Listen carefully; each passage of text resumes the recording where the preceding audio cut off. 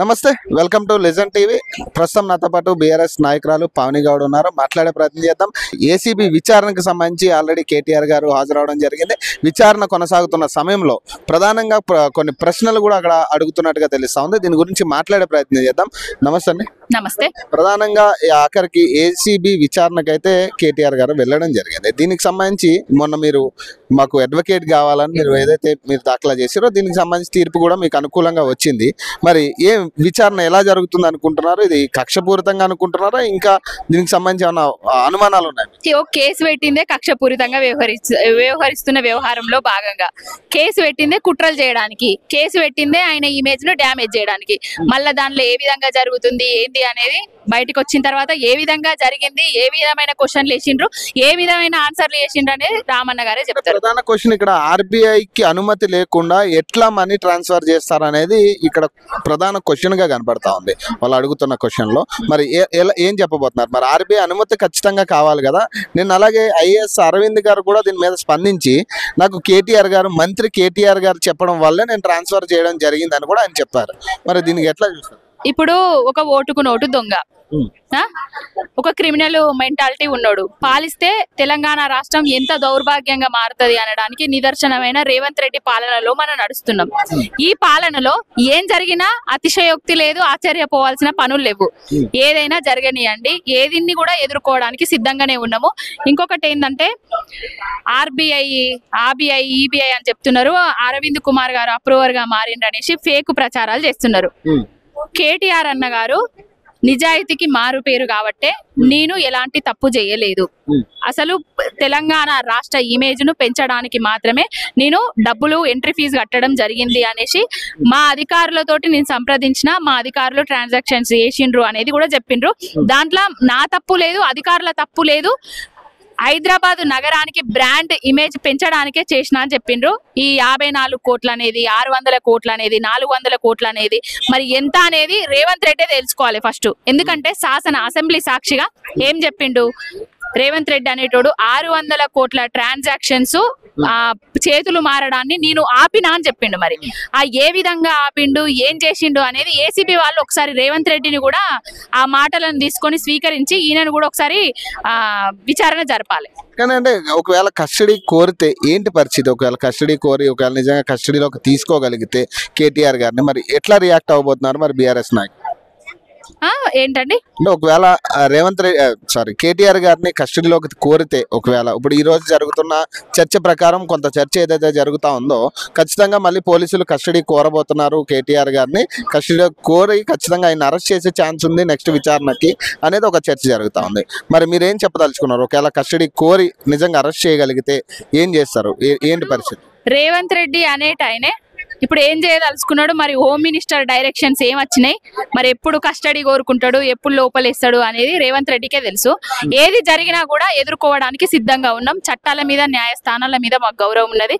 High court కాకపోతే supreme court, అక్కడి నుంచి కాకపోతే ట్రయల్ కోర్టు, ఇట్లా వెళ్తూనే ఉంటాము. న్యాయంగా పోరాటం చేస్తూనే ఉంటాము. ఇవన్నీ పోరాటం చేసుకుంటేనే తెలంగాణ రాష్ట్ర ప్రజల తరపున 6 గ్యారంటీల తరపున 420 హామీల తరపున పోరాటం కూడా చేస్తాం.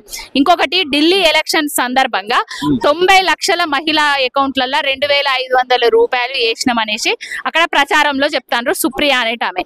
ఇప్పుడు 2500 రూపాయలు అనేది తెలంగాణ రాష్ట్రంలో ఏ మహిళ కన్నా వచ్చిందా? ఎందుకు ఈ ఫేక్ ప్రాపగండాలు, ఎందుకు ఈ ఫేక్ ప్రచారాలు, ఎందుకు ఈ నిందలేసుడు, ఏంది అసలు ఏం చేయదలుచుకున్నారు? తెలంగాణ రాష్ట్రాన్ని, దేశాన్ని ముంచడానికే ఈ కాంగ్రెస్ ప్రభుత్వం కంకణం కట్టుకున్నది అనేది అర్థమైపోతుంది.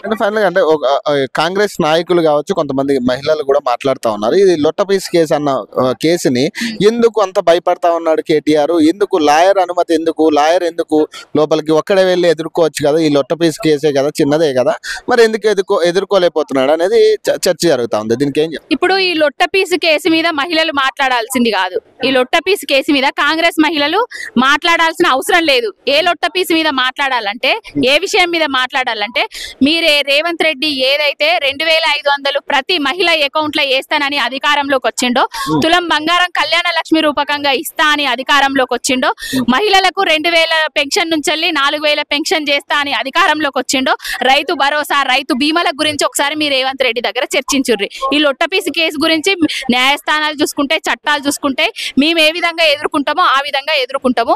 ఇంకొకటి ఏంటంటే తెలంగాణ రాష్ట్రం సర్వనాశనం చేయడానికి రేవంత్ రెడ్డి అనేటోడు కంకణం కట్టుకున్నాడు. తెలంగాణ రాష్ట్ర ఉద్యమ చరిత్రలా తెలంగాణ రాష్ట్రం కోసం కొట్లాడిన చరిత్ర ఉన్న వ్యక్తి కాదు ఇప్పుడు పరిపాలించేటోడు. ఒక చరిత్రహీనుడు, ఒక ఉద్యమ ద్రోహి తెలంగాణ రాష్ట్రాన్ని పరిపాలిస్తూ పచ్చకామెరలోనికి లోకమంతా పచ్చ కనబడ్డట్టుగా నేను క్రిమినల్ను, అందరూ క్రిమినల్ కావాలి, అందరికి నా బురద అంటిస్తా అనేసి వ్యవహారం చేస్తున్నాడు. రానున్న రోజుల్లో మహిళలకు కూడా గుడ్ న్యూస్ చెప్తా అంటున్నాడు కదా మరి రేవంత్ రెడ్డి. మరి 2500 వేస్తాడేమో. ఏ విధమైన గుడ్ న్యూస్లు చెప్తారండి? ఇంకా మహిళలను ఎవరైనా ప్రశ్నించేటోళ్ళను అరెస్టులు చేసి గుడ్ న్యూస్లు చెప్తాడా? ఏ విధమైన గుడ్ న్యూస్లు చెప్తాడు? ఇన్ని రోజులు ఇచ్చిన గుడ్ న్యూస్లు చాలు. రైతు బంధు కాదు, రైతు భరోసా లేదు, నా 2500 లేదు, మహాలక్ష్ములు లేవు, నా గ్యాస్ లేదు, నా ఫ్రీ కరెంటు లేదు, ఇవన్నీ గుడ్ న్యూస్ లేనా? జనవరి 26వ తారీఖు నుంచి 12000 భరోసా పడుతుంది. అది కూడా ఇందిరమ్మ చెయ్యూత భరోసా కదా. కరెక్ట్ క్వశ్చన్ అడిగిండ్రు పవన్ గారు. ఎలక్షన్ల ముందు రేవంత్ రెడ్డి అనేటోడు తెలంగాణ రాష్ట్రం మొత్తం తిరుక్కుంటా దేవుళ్ళందరి మీద ఒట్లేసి కేసీఆర్ ఇచ్చే బిచ్చం 10,000 వద్దు, నేను అధికారంలోకి వచ్చినాక 15,000 ఇస్తా. కేసీఆర్ అనేటైనా 2 పంటలకే ఇస్తాండు, నేను 3 పంటలకే ఇస్తా అని చెప్పిండు. 2 పంటలు లేవు, 3 పంటలు లేదు, 1 పంట లేదు. ఇప్పటి వరకు వానాకాలం ఎగ్గొట్టిండు, యాసంగి ఎగ్గొట్టిండు, మళ్ళా యాసంగిలా 2,500 రూపాయలు బాకీ ఉన్నాడు. ప్రతి రైతన్నకు 17,500 రూపాయలు రైతు భరోసా కింద బాకీ ఉన్నాడు. ఈ బాకీ ఎప్పుడు తీరుస్తాడో ఒకసారి రేవంత్ రెడ్డి చెప్పాలి. మీరు ఖజానా ఖాళీ చేసి వెళ్ళిరంట, మొత్తం అసలు కనీసం పైసలు లేవంట కదా వాళ్ళ దగ్గర. మరి ఇస్తారేమో, రేపో మాపో ఇస్తారు. 12,000తో సర్దుకోమంటున్నారు కదా వాళ్ళు కూడా. ఇప్పుడు అధికారంలో ఉన్నప్పుడు తెలంగాణ రాష్ట్ర ఖజానా ఖాళీ, అంటే అధికారం ప్రతిపక్షంలో ఉన్నప్పుడు తెలంగాణ రాష్ట్ర ఖజానా ఖాళీ అయింది అని ఈ మనిషికి తెలియదా? ఖజానా ఖాళీ అయిందని చెప్తున్నాడు కదా. ఏ రోజన్నా కరోనా లాంటి కష్ట సమయంలో కూడా కేసీఆర్ గారు రైతు బంధు ఆపలేదు. 1,00,000 కోట్ల అప్పులు తీసుకొచ్చిండు రేవంత్ రెడ్డి అనేటోడు. మరి రైతు భరోసా ఎందుకు ఇస్తలేడు? ఆ 1,00,000 కోట్లు ఎవరి ఖజానాలకు పోయినాయి? ఎక్కడ ముడుపులు అందినాయి? ఎవరికి చెందినాయి చెప్పాలి. ఈ రేవంత్ రెడ్డి అనేటోడు లంకె బిందెలు అన్నాడు, మట్టి బిందెలు అంటాడు. ఇవన్నీ డైలాగులే, డైవర్షన్ల కోసం చేస్తున్న ప్రయత్నాలు. మరి అంటే బీఆర్ఎస్ నాయకుల్ని టార్గెట్ చేస్తే అసలు అంటే వచ్చేది ఏంటంటే, ఇప్పుడు మీరు అధికారంలో లేరు, ఖచ్చితంగా మిమ్మల్ని టార్గెట్ చేయడం వల్ల ఒకవేళ కాంగ్రెస్ పార్టీకి ఒరిగేది కూడా ఇప్పుడు ఏం లేదు. దాదాపు 5 సంవత్సరాలు ఉంది ఇంకా ఎలక్షన్స్. ఇప్పుడు రాబోయేది ఎలక్షన్ల జాతర. స్థానిక సంస్థల ఎలక్షన్లు ఉన్నాయి, జిహెచ్ఎంసీ ఎలక్షన్లు ఉన్నాయి. ఎక్కడ అధికారంలోకి వచ్చిన తర్వాత నెల రోజులలోనే ప్రజల నుంచి వ్యతిరేకత ఎదుర్కొంటున్నాడు రేవంత్ రెడ్డి అనేటోడు. ఈ అసమర్థుడిని ఎందుకు ఎక్కించినాం రా అనేసి ప్రజలందరూ తలలు పట్టుకుంటున్నారు. ఎక్కడ యూట్యూబ్ లో పోయి గొట్టాలు పెట్టినా కూడా, ఏ ఛానల్లో న్యూస్లు పెట్టినా కూడా రేవంత్ రెడ్డిని దుమ్ము ఎత్తి పోసే సంఘటనలే కనబడుతున్నాయి.